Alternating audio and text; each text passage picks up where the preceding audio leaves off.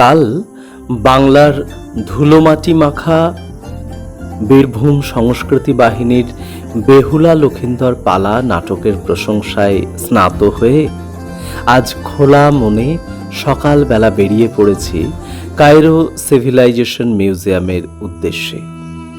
ও হ্যাঁ, কদিন কায়রো পথঘাট ঘুরে বেরিয়ে এক অদ্ভুত বিষয় আমাদের চোখে পড়েছে।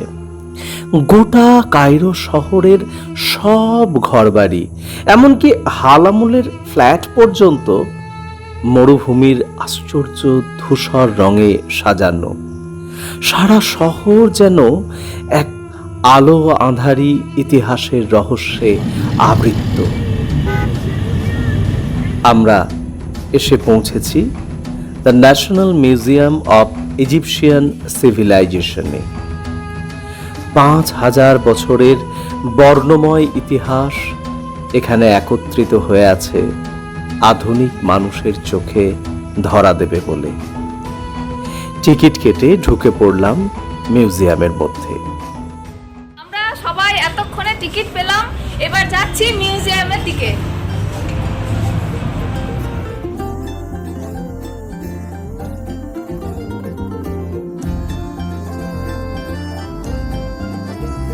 এখানে বলে রাখা ভালো, মিউজিয়ামে রক্ষিত বিভিন্ন উপাদানের নিজস্ব ইতিহাস আছে।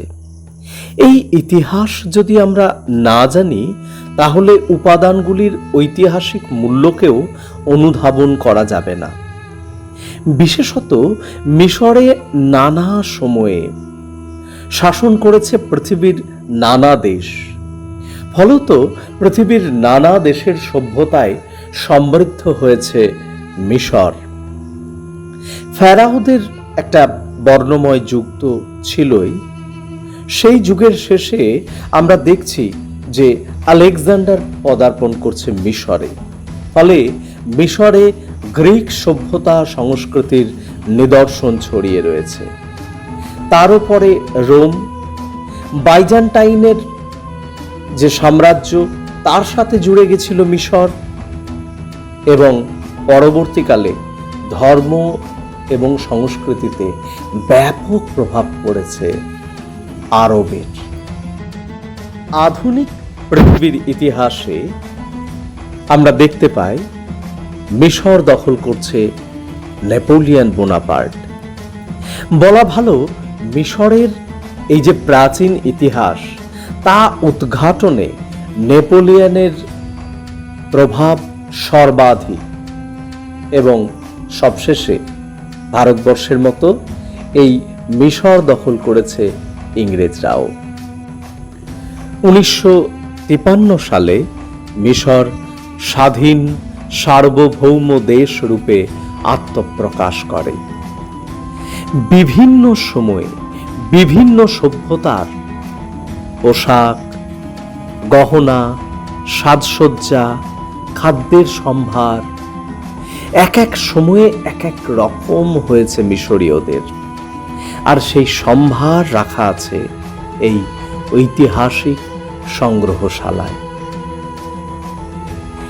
এই যে শায়িত মূর্তিগুলি দেখছেন, এগুলো ফেরাওদের মমি রাখার বিশেষ কফিন, মিশরীয় ভাষায় সার্কোফেগাস।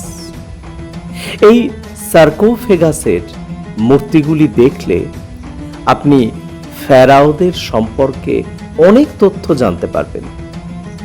যেমন যদি মুকুটের দিকে তাকান, তাহলে মুকুটে যদি সাপ চিহ্ন থাকে, ধরে নিতে পারেন সেই ফেরাও দক্ষিণ মিশরের অধিপতি। আবার যদি মুকুটের মধ্যে চিল খুঁজে পান, আপনি ধরে নিতে পারেন যে সেই ফেরাও উত্তর মিশরের অধিপতি। আর যদি দুই থাকে, আপনি ঠিক ধরেছেন, তাহলে সেই ফেরাও সমগ্র মিশরের অধিপতি। আমরা এখন দেখতে পাচ্ছি দ্বিতীয় রামেসিসের মূর্তি। মাথার মুকুট বলে দিচ্ছে তিনি দক্ষিণ মিশরের অধিপতি ছিলেন। আবার দেখুন, তুতেনখামেনের যে মুকুট, তাতে চিল এবং সাপ উভয়ই আছে, ফলে ধরে নেওয়া যায় তুতেনখামেন সমগ্র মিশরের রাজা ছিলেন। সার্কোফেগাসের গায়ে হাইরোগ্লিফিকের লেখা, এই লেখাগুলিকে বলা হয় বুক অব দ্য ডেড। এগুলি আসলে মন্ত্র, যে মন্ত্রের বলে এই মৃত মানুষটি মৃত্যুর পর তার দ্বিতীয় জীবনে প্রবেশ করতে পারবে। সেই মন্ত্রগুলি কফিনে লেখা থাকে। কখনো কখনো মমির যে আবরণ, সেই আবরণে লেখা থাকে। কখনো কখনো লেখা থাকে পিরামিডের গায়েও। এ হলো খুফুর নৌকা। না, হে নৌকায় তিনি নীলনদ ভ্রমণ করতেন না। মৃত্যুর পর দ্বিতীয় জীবনের পথ পরিক্রমার জন্য তার পিরামিডে রাখা ছিল এই নৌকা। আমরা এখন দেখতে পাচ্ছি প্রাচীন মিশরীয়দের বিভিন্ন দেবদেবী। এই যে শেয়ালের মুখওয়ালা এই যে দেবতা, এর নাম আনুবিস। আনুবিস হলো মমির দেবতা বা মৃত্যুর দেবতাও বলা যায়। এই হলো রা। রা হলো সূর্যের দেবতা। এছাড়া আইসিস, ওসাইরিস, সেইথ, হোরাস, মাত প্রভৃতি দেবতাকে আমরা দেখতে পাচ্ছি। এরা আজ ঠাঁই পেয়েছে সংগ্রহশালায়। একদিন এরাই পূজিত হতো প্রাচীন মিশরীয়দের কাছে। আমরা এবার রওনা দেব সব থেকে গুরুত্বপূর্ণ, সব থেকে আশ্চর্যজনক একটি স্থানে। হ্যাঁ, আমরা মমির কক্ষে প্রবেশ করব। এই ইজিপসিয়ান মিউজিয়ামে 22টি মমি রাখা আছে। আমরা এবার মমি দেখব। তবে ঢোকার আগে একটা বিষয় বলে রাখি যে এই কক্ষে ছবি তোলার ক্ষেত্রে খুব কঠোর নিষেধাজ্ঞা আছে। তবু আমরা চোখে যেটুকু দেখেছিলাম, যা অনুভব করেছিলাম, তা আপনাদের সামনে তুলে ধরছি। এই কক্ষে প্রবেশ করার পথেই আসুন মমির বিষয়ে একটু আপনাদের গল্প বলি। প্রাচীন মিশরীয় মিথ অনুযায়ী ওসাইরিসের ভাই সেথ ওসাইরিসকে হত্যা করে 42টি টুকরে বিভাজিত করে দেয়। কিন্তু ওসাইরিসের স্ত্রী চিল হয়ে সেই টুকরো সংগ্রহ করে জোড়া লাগায়। আনুবিস সেই জোড়া লাগানো দেহটিতে প্রাণ সঞ্চার করে, তারপর ওসাইরিসকে দ্বিতীয় জীবন দান করে। সেই থেকেই মমির প্রচলন, অর্থাৎ মৃত্যুর পর দ্বিতীয় জীবন যে আছে, এই বিশ্বাসের সূচনা এই গল্পকথা থেকে। আর সেই থেকে আনুবিস প্রাচীন মিশরের মমির দেবতা।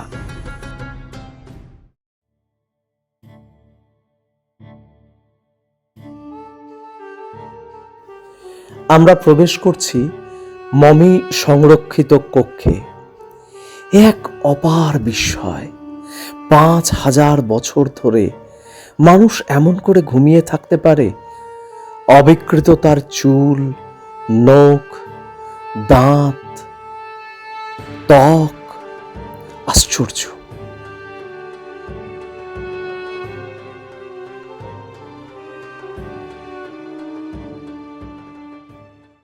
পাঁচ হাজার বছরের সভ্যতাকে চাক্ষুষ করে এক পরিতৃপ্ত সমৃদ্ধ হৃদয় নিয়ে আমরা ফিরছি। জীবনের এক স্মরণীয় দিন।